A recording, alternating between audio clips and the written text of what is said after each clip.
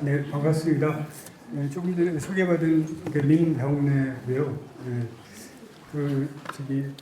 오늘 이 심포지움이 사실 어떤 학문적 접근인데 훌륭한 신학자들이 있는데 제가 이제 작가로서의 프락지 강요 공작의 성격과 해법을 얘기한다는 게 조금 주제넘은 것 같은 이런 느낌도 좀 드는데 어쨌든 저는 이제 다들 겪어서 아시겠지만 그 12.3 내란이 지금 1년이 다 돼가고 그 내란범을 처벌하는 것이 참 쉽지 않다 이런 생각이 들고, 내란범의 형사적 처벌뿐만이 아니라 내란이 일어났던 어떤 구조적 요인 이런 문제에 대해서 어떤 그 제도적 해결, 이것은 전혀 또 발걸음을 내딛고 있지 못하다라고 하는 이런 문제의식을 갖고 있는데요. 이런 문제의식에서 오늘 저는 얘기를 좀 해보고자 해요. 왜 그러냐면 강제징지 녹화 강제징지 프락지 공작이라고 하는 것 자체가 보안사가 주역이 되었고, 이 보안사는 이번에 방첩사로서 다시 어떤 내란에서 역할을 했다라고 하는 이런 면과 아울러서 이들이 이렇게 다시 역할할 수 있었던 것은 지난 과거가 처벌되지 않았던 이런 데서 비롯된 것이 아닌가라고 생각을 해서 이 범죄의 성격이 뭐고 이것의 형사적 기타 여러 가지 처벌들을 어떻게 할 것이냐, 그 해법이 무엇이냐라고 하는 그런 문제에서 얘기를 좀 해보고 싶습니다. 그래서 그리고 이제 두 가지를 또 말씀을 드리면, 저는 강제징지 프락지 강요 전향 프락지 강요 공작이라고 이름을 붙이고 있는데, 일단 이건 뒤에서 다시 말씀드리겠지만 편의상 강정치 공작이라고 이름을 붙이면서 얘기를 할게요. 그리고 오늘 제가 발표해서 이제 제노사이드하고 반인도 범죄라고 하는 용어가 많이 나올 텐데, 인류가 이제까지 확립했던 어떤 도덕적 기준에서 보면 반인도 범죄, 전쟁 범죄, 침략에 반한 범죄, 그 다음에 이 제노사이드라고 하는 것들이 물론 지금 국제형사재판소나 이런 데서는 국제사법재판소의 어떤 판결 이런 것들이 이스라엘이나 미국에 의해서 무시되고 있지만, 그럼에도 불구하고 이 네 가지 범죄를 국제법이나 국제협약으로 세웠던 것은 인류가 어떤 도달했던 도덕적 기준이라고 생각이 들고, 그런 도덕적 기준 하에서 우리 지난 과거나 지난 역사들을 의미 있게 해석하는 건 필요하다. 그래서 저는 제노사이드하고 반인도 범죄라고 하는 이 두 가지 용어를 가지고 오늘 얘기를 풀어보고자 합니다. 첫 번째 이제 강제징지 공작을 뭐라고 이렇게 규정할 거냐, 성격 규정할 것이냐라고 하는 이 문제가 있는데, 저는 이제 두 가지 측면에서 주목해서 접근을 하자라는 말씀을 드리고 싶어요. 하나는 이 강정치 공작은 국가 권력의 직접적인 공격이었다는 거죠. 아시듯이 학생운동, 저항 집단을 상대로 한 직접 공격이었고, 그 직접 공격의 내용이라고 하는 것이 단순한 구금이 아니라 이제 전향 뿌락지 강요 공작. 원래 전쟁 범죄에서는 포로로 잡았다고 하더라도 자신의 공동체를 향한 적대행위는 하지 말라라고 하는 것이 전쟁 범죄에서 금지하고 있는 내용이거든요. 왜 그러냐면 그것은 가장 반인간적인 범죄를 강요하는 것이기 때문에. 그런데 국가 권력에 의해서 직접 공격을 받으면서 뿌락지 강요까지 받았던 그런 면에서 볼 때 매우 잔인하고 비인간적인 공격이었다. 이 점은 이제 주목해야 된다고 말씀드리고 싶고요. 그 다음에 두 번째, 강정치 공작을 바라보는 데 있어서 이 한 가지 사건만 독립적으로 봐서는 안 된다. 그러니까 비슷한 시기에 있었던 광주학살과 삼천교육 때 강정치 공작을 같이 볼 때만이 이 사건의 전모나 본질을 이해할 수 있다. 이런 문제의식을 갖고 있는데요. 이 무슨 말씀이냐면 이 세 가지 사건은 다른 얼굴인데 내용으로는 어떤 본질에서는 하나다라고 하는 이런 판단입니다. 왜냐하면 이 세 가지 사건이 일어났던 시기는 사실은 전두환의 군사 반란과 내란이 일어나던 시기를 배경으로 하고 있어요. 그러니까 우리나라 같은 경우에는 1948년에 국가보안법이 만들어지면서 일상적으로 계엄과 내전 상태였다라고 생각이 듭니다. 그런데 이런 일상적인 계엄과 내전이라고 하는 것은 제노사이드의 어떤 기초 조건을 형성을 하는데, 이것이 극악한 학살로 나타나는 건 정세가 격동할 때이죠. 그러니까 내란이나 쿠데타나 전쟁이 일어날 때, 그러니까 우리 한국전쟁 전후 과정에서의 민간인 학살도 그랬던 것이고, 마찬가지로 이렇게 정세가 격동하는 전두환의 군사 반란 과정에서 일어났던 광주 학살이나 삼천교육 때나 이런 부분들의 어떤 엄청난 국가폭력으로 나타났다라고 볼 수가 있기 때문에 이 세 가지 사건을 같은 시대적 배경에서 이해하는 것이 필요하다라고 하는 말씀을 드리고 싶고요. 그다음에 두 번째, 이 세 가지 사건은 모두 다 본이 저항 집단을 상대로 했다는 거죠. 광주는 말할 것도 없고요. 학생운동 같은 경우는 당연히 저항 집단이었잖아요. 80년 5.17 이후에 모두가 숨죽이고 있을 때 이것을 뚫고 나왔던 유일한 집단이 학생 집단이었고, 81년, 82년, 83년에 그 캠퍼스 내에서 어떤 혁명적 고향의 어떤 분위기 같은 것들이 있었습니다.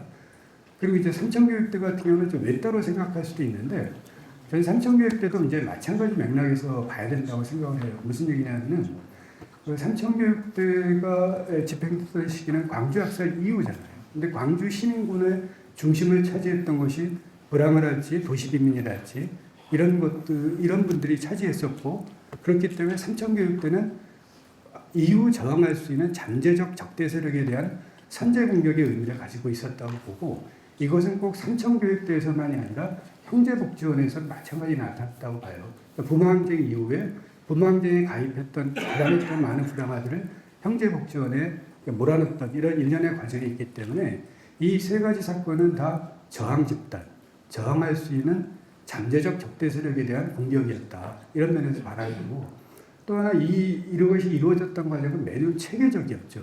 아시다시피 삼천교육대 같은 경우는 국보위에서의 결정 사항이었고, 광주는 더 말할 것도 없고요. 그 다음에 학생운동을 향해서 이루어졌던 강집은 수많은 어떤 지시문건이라고 하는 것들이 지금 이지원 교사관님도 말씀하셨지만 그것이 존재하고 있는 이런 상황이기 때문에 이것은 매우 체계적이고 공격적으로 이루어졌고, 그다음에 이 세 가지 사건을 망라해서 본다면 이 피해자의 규모나 수는 굉장히 많죠.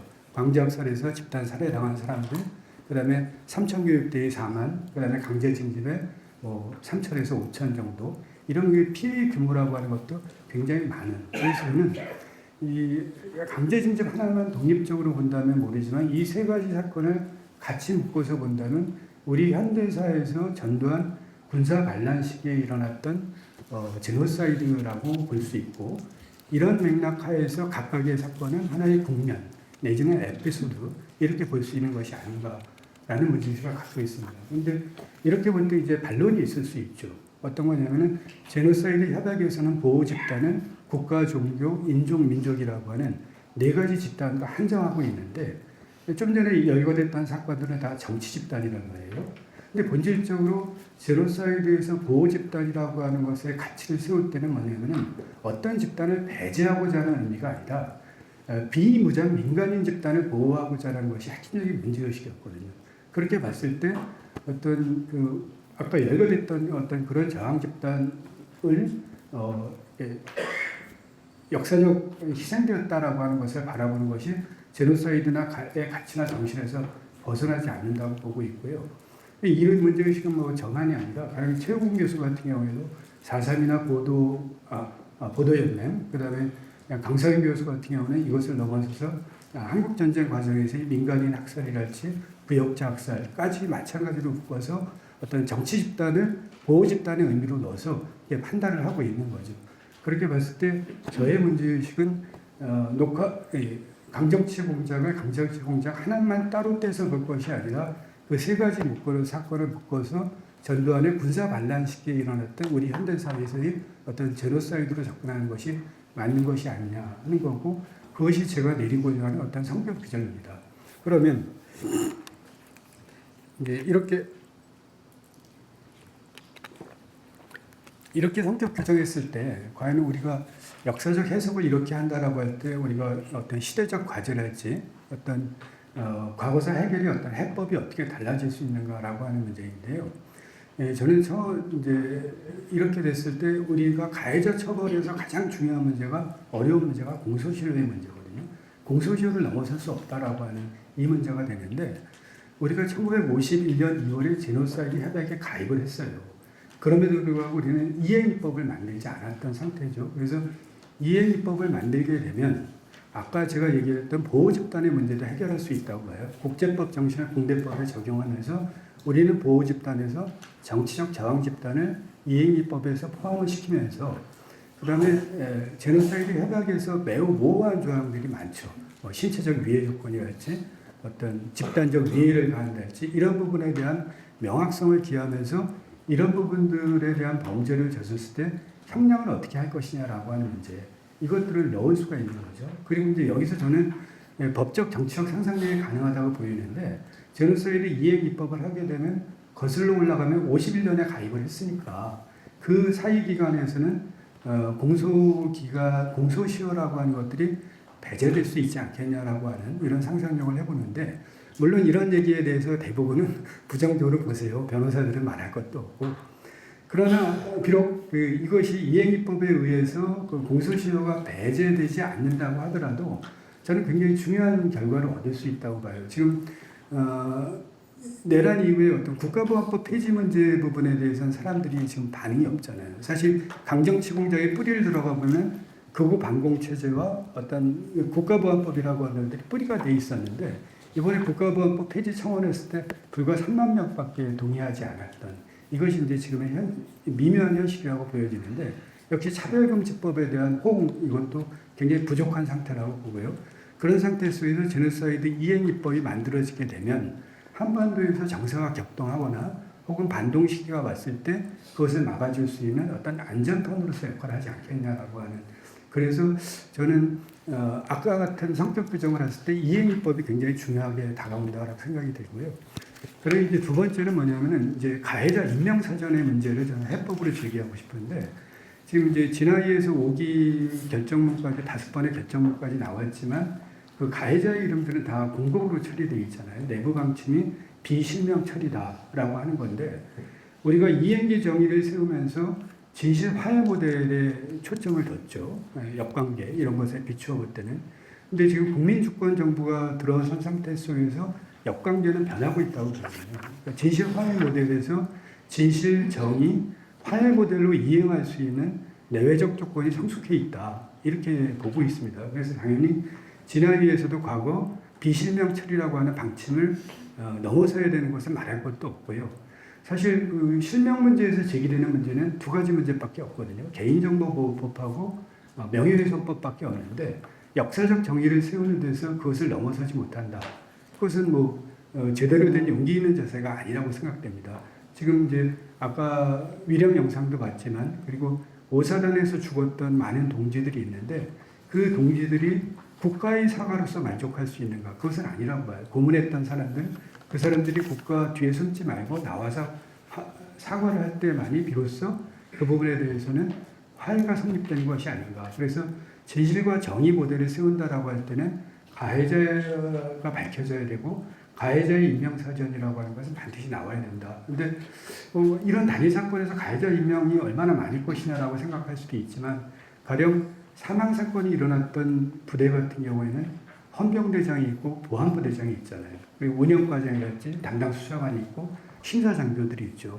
이런 이름들이 전혀 밝혀지지 않고 역사에 기록되지 않고 넘어간다. 이것은 진정한 과거사 해법은 아니라고 봅니다. 그래서 저는 이 사건을 그렇게 엄밀하게 규정하고 두 가지 이행기법이라고 하는 것들을 만들어서 공소시효 문제를 다투고자, 그것이 안 된다고 하더라도 한반도에서 정세가 역전됐을 때 어떤 안전판을 만들어보자라고 하는 걸 말씀드리고 싶고, 그다음에 이 심포지움에 이제 이후에 논문집 만들어질 때도 가해자 임명사전이 만들어지지 않는 논문집은 정말 이렇게 예리하지 못한 논문집이 아닌가라고 하는 생각을 합니다. 그다음에 이제 마지막으로 이제 강제 구상법 문제가 있는데, 그건 다 아시니까 그 부분에 대해서 제가 설명을 생략하고요. 마지막으로 이제 제가 드리고 싶은 말씀은 이 사건, 제가 이제 강정치라고 했는데 이 사건을 뭐라 명명할 거냐라고 하는 문제. 저는 이제 처음에는 강제징집 전향 프락치 공작이라고 하는 이 명명으로 어떤 약칭 강정치 공작이라고 하는 걸 얘기를 했었는데, 오늘 이제 그 김영희 교수님 그 발표문을 제가 읽어보면서 지금 시각을 조금 바꾼 게 있는데, 그 교수님 글에 보게 되면은 강제징집과 비강제징집을 좀 구별하고 계시더라고요. 저는 제가 쓴 파괴된 공천에서는 똑같이 썼는데, 즉 징집 요건이 안 된 사람도 끌고 가는 것을 강제징집이라고 부를 수 있냐. 징집 요건이 된 사람들을 절차를 무시하고 끌고 간 것은 강제징집과 불법징집이라고 볼 수가 있지만, 저는 그것을 구별하는 것은 맞다고 봐요. 그것을 일괄해서 강제징집이라고 얘기할 수 있는 것은 아니라고 보고, 그렇다라고 한다면 징집 요건도 안 된 사람들을 국가가 끌고 온 것을 뭐라고 정의할 거냐. 그리고 이 징집 요건이 되더라도 불법적으로 끌고 간 것을 뭐라고 정의할 거냐라고 하는 부분에서 고민을 해보니까 이것은 바로 강제실종 그 자체라고 볼 수 있겠더라고요. 그러니까 강제실종은 반인도 범죄로서 규정되고 있는 부분입니다. 아까 제가 처음에 말씀드렸듯이 인류사에서 금지하고 있는 반인도제 제노사이드 이 두 가지 요건에 해당되는 것이 저는 이 성격이라고 보고 그래서 저는 강제실종 전향 프락지 공작으로 이 사건의 이름을 다시 부르는 것이 맞지 않겠는가. 이렇게 부르실 때 제가 볼 때는 어차피 군대 갈 거라고 하는 어떤 착시현상 이런 것들이 없어질 수가 있죠. 징집 요건이 됐던 사람이 아니라 징집 요건까지 되지 않았던 사람까지 끌고 갔었던 이런 사건이기 때문에 그래서 저는 앞으로 심포지움이나 특별법이나 이런 것들이 만들어지는데 제가 하나 제안드리고 싶은 것은 이 사건을 명명할 때 강제실종 전향 프락지 공작으로 명명하는 것이 올바른 것이 아닌가라고 하는 말씀을 드리고 싶습니다. 이상으로 제 얘기를 마치겠습니다.